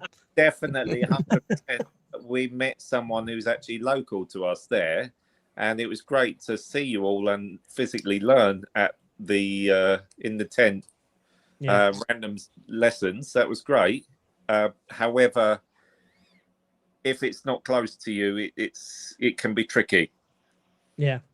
But there is still tickets left. Phil will soon figure out a way he can get there and definitely book on, I'm sure. But all the rest of us will be there. You're coming, Steve, right? You booked on, right, Steve? Don't let me down now. Of course I am. Pending any emergencies. Right, okay, well, there's still tickets. Anyway, it's the end of August. Great time to come down. We can answer them questions that we can't answer on here. But we can talk freely about them things the we can't talk freely on here. So it's a great time. It's not the only meeting we got planned, though. It's not the only one. No. There's prepping meets all up and down the country through different things. But, I'm more interested in selling tickets of this for Steve. So go away. And the other thing I wanted to shout out is don't forget I'm doing my charity thing for Bradley's, the Bradley Lowry Foundation, which is a great cause. So anything you can give to that would be awesome. Even £1 helps. Best way to give is through Just Giving. All the links are below all of my videos. PayPal is usable as well. Make sure you mark it for charity if it goes through PayPal. Okay, right. Now that's the sales pitch done. Physical preps. So Steve, we'll start with you because you have young ones like me. I've had young ones for the last 20 years. It seems when one grows up, I have another young one. But nappies, formula, teething crap, gripe water. It's endless, the list, right? For kids. How do you prep this? And how far can you go with it? Because you've got to prep in advance, right? They don't live in size 1 nappies so you can't go and bulk buy them. You've got to get size 2. You're going to get size 3. You've got to get size 4. How do you prep? What we did, as soon as my wife was pregnant with our first one, because I've only got 2, we didn't go mad and buy like 1,000 newborn or size 0 nappies because you don't know how big they're going to be until they arrive in the world. Yeah. So I bought some, like a couple of packs and a couple of packs of size 1, and then went from there after they were born. Then it was a case of we planned out our household budget every month and allocated at first it was like, well, how much do we put away, for nappies and all the multitude of things that you encounter when it's your first time having children. And I said, right, well, let's say 50 quid, and we'll go from there. And if it's less, great. And some months it might be more because they grow. You know what I mean? Or when they're in school, there might be size, I don't know, 3 whatever shoe, and 2 weeks later they're a size 4. Stuff like that happens, doesn't it? Yeah, definitely. So we set a monthly budget and said, right, what do we need every month? Whatever nappies, creams, this, that, and the other. And then once they were bought, okay, well, if you needed Sudocrem, we didn't buy the little ones. We bought the biggest ones we could afford because we knew that would last longer than a month. It would last a few months.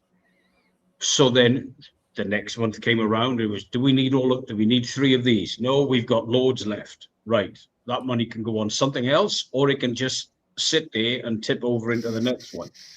And eventually we got more organized. We weren't perfect straight off, and we're not now because things trip you up, things come out in the dark. You think you've got loads, and you pull the drawer out and you think, oh, right, better get down the supermarket a bit quick because that thing's still going to the toilet, Yeah. Yeah. It's still eating and pooping. So that's what we did. And then over time it was and if any of your kids have got like dietary issues or allergies to you've got to keep an eye on.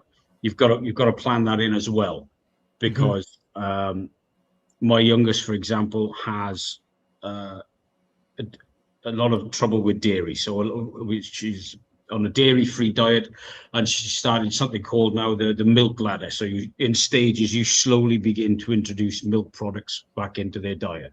Very slow going, but it is what it is.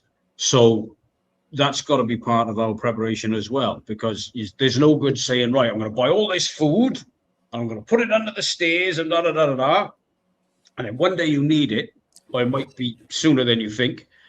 Right, come on, eat, just get it in you. And the poor kid is now in agony all night because you just force-fed it something it shouldn't have. Yeah, and then there are those that have allergies or reactions that are deadly, like a peanut allergy, for example. So get organized, get around your budget, and just learn from your mistakes. Don't tear yourself in half. Everybody makes mistakes, but make sure you learn. Yeah. Because, your kids shouldn't suffer because you chose not to learn, or you chose not to adapt. Definitely. It takes a lot more forethought and planning, and because every kid grows at a different rate and stuff like that. Alan, even more so for you, I imagine, if the same scenario and you had to bug out, young baby Alan is not going to stop growing on the road or bugging out to locations and stuff like that, and you can't carry 4 sets of shoes and the clothes for the next 12 years.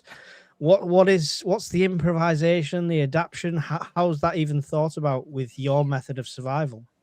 Yeah, it's a funny thing actually, because there was only one time when my son was very young where I went down a little bit of a rabbit hole from a prepper point of view of I was looking into respirators actually, and very young children can't wear respirators, so I ended up going down a rabbit hole of the hoods. The whole hut, the whole bloody thing, you know what I mean? Yeah. Like they go inside it, and I was very close to actually buying one of those at one point, and I kind of talked myself out of it. But that was the only point I was at where he was a baby, where I was thinking none of the stuff that I have will make any difference if I can't protect him with this thing, and there's no way of me getting around it. And I'm not going to sit there with a respirator on with the world's ending and watch them die, because I'd probably won't be the point. That passed. I mean, the thing is, when it comes to wilderness survival, the interesting thing about that is The only thing you have to really adapt when it comes to for young children is the clothing. Clothing is the thing that is the most difficult thing to recreate in a wilderness environment. And of course, children grow out of clothing very quickly, and they need appropriate clothing. It's not just a case of putting on a pair of trackies and trainers. You go into the woods with a pair of trackies and trainers, and you'll very quickly realize that's actually more of a liability than anything else. Now, I can, when it comes to the actual mobility, the shelter building, the food preparation, the actual survivability of being in these kind of spaces, it really doesn't matter what age the child is. Inuit people and many other Aboriginal people have brought up very, children from baby all the way up in what we would consider to be Stone Age or very primitive conditions for millennia. So that's not a problem. What is a problem in our modern society is the clothing. So I do make a point of making sure that my son, as he grows, has the appropriate outdoor clothing. And the way I work that in is simply with the camping trip thing. So we go a camping trip out 2 or 3 times a year. I make sure every single time we go, do you have the correct footwear? Do you have the correct waterproofs? Do you have the correct? And I size them up all the time. It doesn't have to be Gucci stuff because it gets really expensive really quickly if you do that. But at least I know that if he's got the right clothes, I've got the right everything else. Because the right everything else, if it works for me, it'll work for him. The only thing that doesn't work for him that works for me is the clothes, because I would have to make the clothes in that case. And that's not an easy thing to do if you've ever tried to do it. That was going to be the next question. Like a year, he's got all the right stuff. It's brilliant, no problem. 6 months into bugging out, he has a growth spurt, right? Do you get the needles out and do you adapt clothing? Is it a case of trying to scavenge, find stuff like that, resource? What would you think your thinking would be around that? Well, I mean, I would obviously it would be entirely dependent on the surroundings. You would make use of whatever you had around you. If scavenging was available, then that's what you would do, because that would be the easiest thing to do. From a purely primitive point of view, if we were literally talking about, for some reason, most of the population of Britain is gone, and I'm living in the Cairngorms with my 9-year-old and my dog, and he gets to the point where he outgrows the outdoor clothing that he's got there, then yeah, I would be trying to fashion things like ponchos and primitive sort of wraps. I mean, somebody was joking about it earlier about us Scots wearing kilts and things like that. That's a very, very practical item of clothing that doesn't care about how tall you are, because it's effectively just a wool blanket wrapped around your naked body. And that's what you would do. You would devolve back to that kind of stage of getting by, and you would adapt that as time went on. And the longer you were in a place, as long as you had shelter, you would be able to adapt your clothing to meet those needs. I mean, it's very, very unlikely that somebody's likely to die over a long period of time because they've outgrown their clothing. You would find an innovative way of getting around that. And it's not going to be jumping on the back of a deer and skinning it and turning it into some sort of caveman looking thing. In all probability, it's just finding a good blanket and adapting that and to an item of clothing until I eventually find something better. Yeah. As a prepper point of view, Phil, if you're prepping and you've got 3 years worth of supplies in your house, would it be sensible to prep 3 years worth of growth within a child? And you've got to consider, obviously, if that steps into like a period of puberty and stuff like that, there's a whole new ball game that you've got to prep and have ready. How far advanced do you go? Or is it one of those things that you just don't even think about when it comes to it? You're going to have to go and find, make, do, and mend.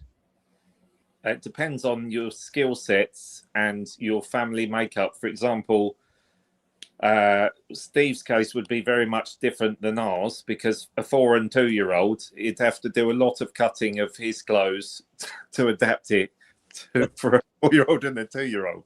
That's so Steve might have to plan for the stages differently. Steve needs some sewing lessons, is what you're saying. My wife has a master's in fine art, specialising in textiles, so I'm fine. Oh, excellent! Right, so when you're bugging out up in North Scotland and you're thinking of somewhere to get clothes, Alan, there you go. Mark Phil's house with an X. When you've got a teenager, if it's SHTF, I don't care about the fads and the trends. You put it on, or you could die of hypothermia. Your choice. But I'm big and I'm bigger than my daughter's likely to ever be. And my wife is at the moment bigger, so we'll just adapt some extra clothes that we've got, and if not, you adapt and you overcome. That's how it is. And over a longer time, you scavenge, and then if you can't do that, then you're going to be like Tom Hanks in Castaway, and you're going to be a loincloth and spears. Turn up like Hawkins, adapting to their sandals and all primitive. It'll be fascinating. It would be definitely interesting, especially with the weather we get in this country, to be dressed like that, talking to a volleyball with a handprint on. I think I saw that in Manchester last week, though. It's nothing new to see somebody walking around like that. It's fine. I was going to say that's not a weather-dependent issue, Mike, in this country. It's purely location for that one. Yeah, definitely. Nothing to do with the weather. I'm sure I saw Captain Crack Sparrow the other day as well, running across the town centre.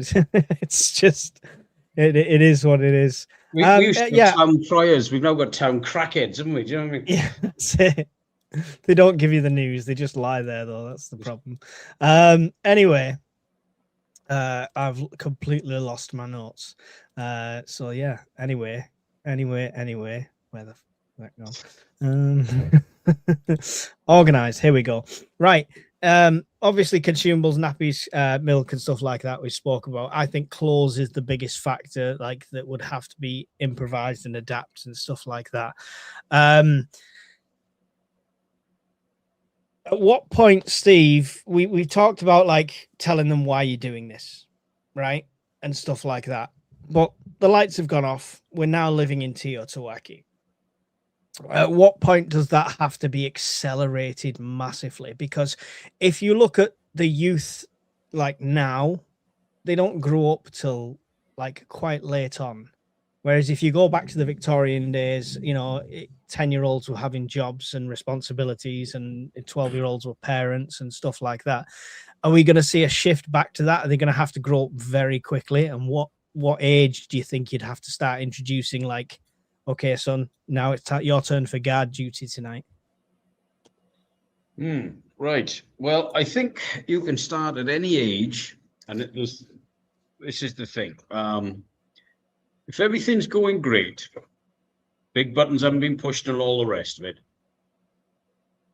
it's always a good time to talk to your kids about, not talking to strangers, things like this. Or if something's wrong, you can talk to this person, auntie, whoever, uncle, so-and-so. I don't think that there's never a bad time to talk about that or to reinforce it, reiterate it with your kids anyway. For example, in our house, we do something called front door drills. I call them front door drills because that's my mentality towards it. We have a doorbell camera. We have CCTV on the outside of the house. I use it. Sometimes it's easy to forget. You might even forget to look in the little spy hole in the door. When Dad goes, the girls, they want to help. Dad, I'll come to the front door with you. It might be the post person or whoever, right? In my hallway, there is a rug. I tell them they stand at the back of the rug and they don't come further forward. When they ask me why, I tell them it's because Daddy takes up a lot of room in the hallway, and then when I open the door, I don't want to step back and hurt your feet or trip over you. What I tell my wife is a different story. Then I tell my girls, when you're really good at that, I'm going to show you what the dogs can do. They go, what do you mean, Dad? Well, one knows how to open the door when he wants to come in from outside because he's going to school tomorrow. He is. He's a pup. He is not trained in the various things yet. My adult working dog is. So I say to him, well, you can help me and you can help learn how to control these dogs as well. I don't set my dog on a postman. I like the postman. He doesn't always bring me bills. So it becomes then this thing of the hallway, the door knocking is not a time to just run at the door and open it to anybody. Another one we do, for example, they have fire drills in school. We have smoke alarms in the house and the rest of it. You can set them off manually as well. And I tell them, look, if it ever goes off at night, this is what you do. Mm-hmm. If it goes off in the daytime because dad's burnt the bacon again, don't panic. It's very loud, but don't panic. Little things like that, because with my kids, it becomes a game with them. Yeah. And if they do it really well, they get chocolate buttons. Chocolate buttons are like currency in my house, but they only come out when things have gone well. So that's what we do in my house anyway. As for if it literally just went boom and it's on, I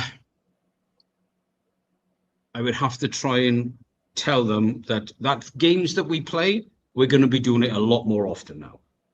Accelerate the level progress. Yeah, but I am dealing with a 4 and a 2-year-old. I'm not dealing with an 8-year-old, 12-year-old, 16-year-old. So, no, but I mean, obviously, they can only do so much at that age now. So yeah, and it all goes off. You're not going to suddenly have them doing guard duty. Do you foresee an age when you'd start to introduce that, or is it purely going to be based on how well they adapt? I think I would honestly have to look at what's their attention span like. I'm not going to give a 6-year-old a 12-hour shift in the living room with a set of binoculars and a notepad and a radio going, Dad, is that oddball from 63 coming down the road? I think again it depends on what emotional and physical maturity your kids are. Because that, sadly, if that's the world they were growing up in, whether it be a short-term or a long-term problem, you would have to adjust things. Mm-hmm. It is a difficult question. It's a very good question. So it's one we never have to face, right? But we hope you don't want to face it, do you? But then there's the games you play when they're younger. Car number plate games. Memorize. What was that? What color was that car that went past? I'm not worried about whether it was. I nearly said Ford Cortina, then that nearly let my age out the bag big time. But what was that third car that went past us? What color was it? We used to play games like that all the time. So I come from black and white, Dad, like everything this generation. Yeah, the one behind us, Dad, was it's a funny color. What do you mean? Well, it's a multiple colors, Dad. And it's got blue flashing lights. Oh, flipping heck! When it's 20 miles ago, But you have to look at the physical and emotional maturity of your kids. Yeah, It's a cop-out answer, but it really is case by case basis. Yeah, You'll be different to mine, different to Alan's, different to Phil's, and to anybody else watching it. Alan, out in the wild, would it be time to turn it off from game mode into everything is serious and force that growth into a quicker maturity for their survival's sake? If anything happened to you, yeah, you would have to. You would have to do it. I mean, like I said before, it's a case of the speed that you do this will be based on the maturity of the children. Because installing fear in children or installing fear in anybody that's with you is counterproductive. It actually becomes more of a liability than anything else. There has to be some sort of hope at the end of the tunnel as to why you're doing something. It can't be entirely all doom and gloom. I mean, that's kind of just it's a case of thinking about it from not how things used to be, but how things are just now and how they have to be in order to get to another place. And it kind of, I don't want to go back to the previous point, but just there was something that we mentioned there slightly, which I think this is one of those things that I think is different from preppers and survivalists. I often hear preppers talking about things like how many nappies they would require in order to bug out, and how many, how hard it would be to make clothing, by sewing it together and stuff, and milk, baby formula and things like that. Okay, plastic nappies that are sized to a baby and artificial milk are products of our modern age. You don't need those things, right? Disposable nappies are ridiculous. I would never ever encourage anybody to prep those. No. We've got terry towels. Learn how to use terry towels, because that's more practical. It's a lot lighter, a lot cheaper, and it makes more sense. There's even a wilderness equivalent to that using sphagnum moss and willow withies to to tie them together. Inuit people do that kind of thing as well. And the same can be said about sort of clothing. I mean, you could make a poncho from a piece of carpet in about 10 minutes with a pair of scissors. You don't need to find clothes. You just need to find something to cover your body to protect you from the elements. And then you have to find ways of having the principles of insulation between those materials. But you don't actually need clothing. You don't need a pair of trousers. Human beings went millennia without trousers. You just need something that protects the body. That's the difference. It's a case of not taking civilization with you, because if civilization is gone, then the thing that's there is gone. So you're in a new civilization now, and you have to try and imagine yourself in the period where that kind of civilization was closest to your now, if you get what I mean. Yeah, definitely learning a lot from history. Yeah. And then hopefully it'll get back to the way where it was previously. But I think it's just a case of I've pretty much forgot the original question because I went back on myself. But I think it's how quickly you've got to force that maturity level to change within the kids. Like, you would have to do it at a much more accelerated pace for sure. But it would have to be. There's no point in terrifying your 5-year-old. I mean, there's just no point to that. It's counterproductive. But you do have to bring them into a little bit closer to reality, because I mean, and it does happen. I mean, I've read stories. I follow Second World War stuff a little bit, and I've read stories of babies being taught how not to cry, actual babies, and they learned to not cry. Obviously you're talking about sort of like Jewish babies in Poland and things like that. But the parents had somehow managed to install enough wisdom into the very, very young children that when they were being pursued and whatever, they managed to do that. You wouldn't think that such a thing would be possible, but it is if the situation is literally life and death. Yeah. Kids are very resilient and very quick at adapting. I think a lot of people don't realize this. I did the interview with Anna from Kiev, and wartime life for her children is just a normality now. They've adjusted better than most of the adults have. The thing is, childhood trauma is a massive issue. A childhood trauma is the thing that all good parents try to prevent from happening. Yeah, because that has a knock-on effect on the entire life of that child. Yeah. And even in war and conflict and all-out war, Second World War, the children who suffered the most as adults they suffered because they were traumatized. But there are other children who went through the exact same conflict in the exact same place, but they were exposed to it in such a way and educated in such a way, and they had parents who showed sort of, good parenting to a point where they were able to install enough.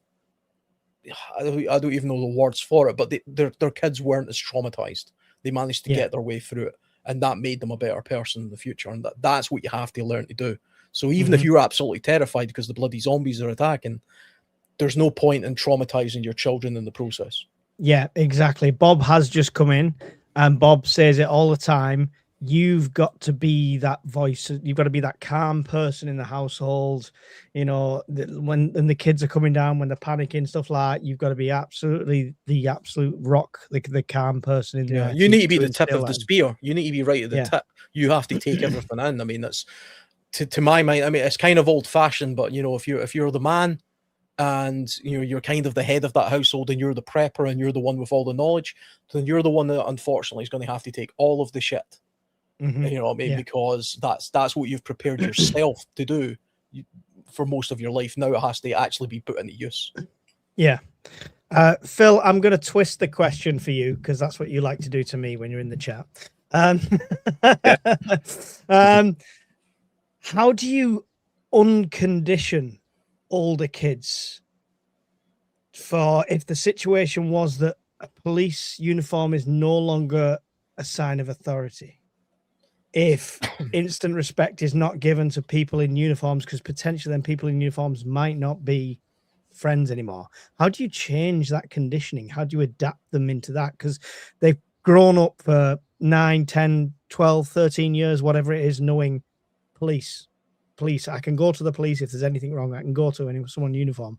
When that's suddenly a Teotihuacan situation and that might not be the police, how do you change that conditioning? Yeah, for me, that's great because my daughter is a teenager and she doesn't like authority. So Yeah, that's going to be easy for me. yeah, You have to talk to them about the danger of trusting certain things. Is that really a soldier or policeman at the door? Or is that uniform looking scruffy and they haven't got an ID card? You have to teach them to be suspicious and to always look beyond. So it's situational awareness because they could be lying. And you also have to try and help them to trust their gut instinct. And that's a really tricky thing to do, to trust your instincts. Everyone has that sense of danger and so on. And you're just teaching them how to be paranoid and also analyze and be logical. So that's not a quick process, but for this scenario, it has to be accelerated. Yes, teaching suspicion for preppers should be easy, actually, because we should be naturally suspicious. So teaching your natural skill, actually. yeah. Technically, yeah. But it's hard to break that kind of conditioning of trusting an authority figure when they've had to have that throughout a lot of their life. So I imagine that would get more difficult as they got older. I would think it's going to be tricky to break conditioning to a degree, but I would think of scenarios. You talk when it's like people watching on a park bench. You're looking at people, they're holding hands. What does that mean? And then you're doing what you're doing there. You're twisting it into an alternative narrative, and you're doing the same for every scenario under the sun. What if? And you're thinking of scenarios that would happen at your location and that are likely to happen, and you're twisting them, and you're teaching situational awareness there. Mm-hmm. Yeah, I feel it's like one of those things that hopefully, again, it's a bridge we never have to cross, but it's going to be one of those difficult conversations. There's going to be a lot of difficult conversations in with this. That's pretty much it. We're at the end of my notes. Let's take a last few of these comments that I starred, and then we can let these guys go off because it is a school night for everyone but Alan, who is well into the ale. He might go live after this and talk about the French people. Night. He might talk a few more cans and he'll start talking about the French. Yeah. Terry's nappies just need washing. Yeah, like when we had our last one, that was one of the preps I got. We've never used them because I don't like the idea of scraping the shit off while there's the convenience of disposable nappies. But we have them in place. It's a good thing to have. And it takes up a lot less room than making your house look like Del Boy's apartment and having Pampers stacked floor to ceiling. Learn your kids as much as you know. Pass that you hope they sponge some of it in, hopefully. Yeah. What I would say with that, I mean, we've all kind of mentioned that in a way. Try not to be that too overbearing, like you're at the campfire, you must sit 5 foot further back and don't go anywhere near it and don't do any of this, and try and have them involved and teach them the respect for the fire and stuff like that. It's kind of that thing. They won't sponge it in if you're constantly saying, you just go over there and play while dad sorts out all of this camp and does all of this. Yeah. So have them involved as much as they possibly can be without losing interest. When the smoke alarm went off in our house, the kids came running because mummy burnt the dinner and now they can have cereal for dinner. It was like the dinner bell, but extra loud. Thanks for that, Mark. Appreciate that. Join us on Discord. We're all there. You can chat with us endlessly. Oh, the horror, says Miss Worm. But yes, definitely join us on the Discord. Thank you for that. I talk to my kids like adults, get better responses and return voices, but equally have some great banter back. It is good, and there's definitely times and places for that. That's my boys are getting to that age where you can talk to them like that as well. That's pretty much it for tonight, for the end of my notes sort of thing, unless these guys have got any final points to bring up. Alan, quickly tell us about World Survivalist while there's 120 people still in here. Yeah, so World Survivalist, my channel is, I suppose it's mostly focused on wild camping, gear reviews, a little bit of chat. It's mostly wilderness based as opposed to prepper focused, but I keep trying to introduce a little bit of that. But we'll see. I've got some videos in the making just now. I'm way behind with it. I'm trying to edit them as quickly as possible, but yeah, I'll get around to it. But as soon as it's not a work day, he picks up the can of beer and thinks, stop the editing. I'm going to go on YouTube and slag. I literally have the editing page open right there, but I'm so slow at it. It's unbelievable, but I'll get around to it. Excellent. So loads to come this week on Alan's channel when he gets all that editing done tonight. So great. Don't miss that. Go and subscribe to World Survivalist. He gives up his time to come here on the panel. It's the least you can do. Phil, any final thoughts on this subject? Yeah, Nietzsche says, what doesn't kill you makes you stronger. So every trial in life makes you stronger. It's about mindset. All of this is mindset. Children are very resilient. They overcome and they adapt quicker than we can give them credit for. So in this situation, they actually might be really, really strong and capable. And you just don't sugarcoat it for them, but don't scare them. And they, in terms of assessing what jobs they can do, etc., most books I've read just give them easy chores to do, like picking wood and so on at first. And you look, if you know your child, you know their strengths and weaknesses. It's like a mag. You play to everyone's strengths. You know your child. Give them jobs that are appropriate and get on with it. You'll make them stronger. Excellent. Would you like to say goodbye to the audience? Au revoir. Au revoir. There we go. Steve, any final thoughts on this subject and your goodbyes as well? You took a breath before you said that, didn't you? I saw that. Live within your means. Be cool. Be calm. It's never as bad as it seems.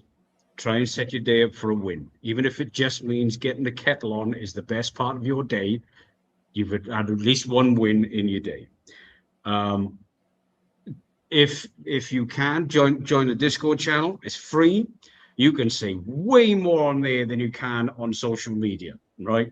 We still have rules over there, but there's a lot less rules. Yeah, in person's even better. yeah, very true. And everyone on there, we're past 430 people on there now, aren't we? And everybody on there is from different walks of life, different stages in life, different size property, different incomes, huge array of different people on there, different knowledge and stages in life. And nobody's there to run you down. If you can't afford something, you don't have the skill to do something, we don't stand for that over on the Discord. We don't have none of that nonsense. We're there to help each other and build each other up, not to rip each other apart. Excellent. Thank you, Steve. Much appreciated. Alan, any final thoughts on the subject and your goodbyes? Well, I would just say if you do have children, get outside as much as possible, because in the vast majority of SHTF type situations, you're going to be outdoors. So get used to being outdoors, become familiar with it, and it won't be such a big, scary place if you ever do find yourself out there. And in this day and age of electronic stimulation, which is what a lot of our conversations been here tonight and about our concerns around that, have a little bit of an electronic break by introducing maybe yourself to a little bit of camping, even if it's at a campsite. You'll be amazed how therapeutic that is. I always push this on people who don't do it, because the few people who have talked into doing it in the past have always said, actually, that was really fun, that was really great. And yeah, it genuinely was like a breath of fresh air, just being in the outdoors for a day or two. Mm-hmm. Yeah, excellent. Thank you, Alan. Much appreciated. Thank you, all of you guys, for your time tonight. Big, massive shout out to all the moderators this evening. We had a fun night the other night with the crazies, and it looks like it's been a milder night for crazy people tonight. The special brew has definitely run out. And our latest moderator, which is John C., thank you for becoming part of the team and helping out. Miss Worm, Evil Girl. Obviously, if you came here to look at Brian for an hour and a half, we are sorry you're disappointed. You only had us 4, but he's in there moderating anyway, so thank you, Brian, for that. that. And Miss Worm, our chief mod, don't forget to go and check out her channel at Miss Worm. Published author, great storyteller, writer, everything. It's a break. If you want a break from the prepping and all the doom and gloom, go and check out Miss Worm's channel as well. So with that said, it's just time to wave us out. So goodbye, everyone. Thanks for coming. See you later. In the glow of embers dance, we've prepared for every chance, living simple, living true, with the dream we all pursue.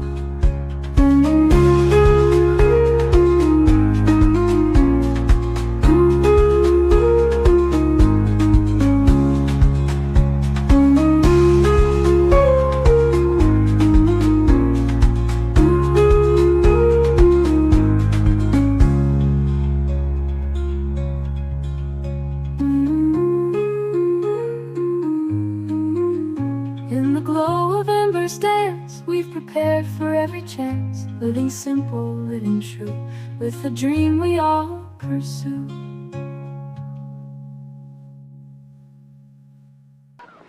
I'm Brian! I'm Brian! I'm Brian! I'm Brian! I'm Brian and so's my wife! Right, take him away and release him. No, I'm only joking. I'm not really Brian.